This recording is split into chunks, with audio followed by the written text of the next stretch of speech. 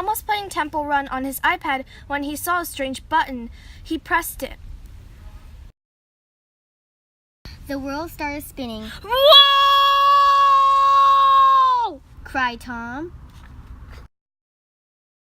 Suddenly, Tom found himself in the middle of Temple Run game.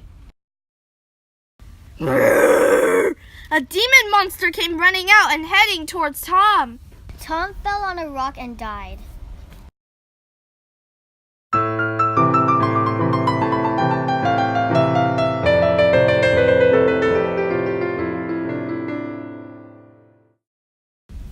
He woke up in the same spinning world. Tom found two idols. He knew one of them was a teleporter back home. But which one? Tom took the gold one and ran.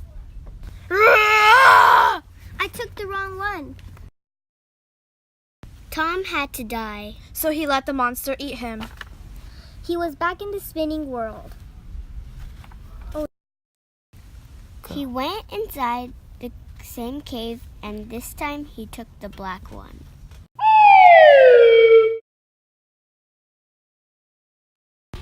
Whoosh! Tom was back home. But as he looked down at his iPad,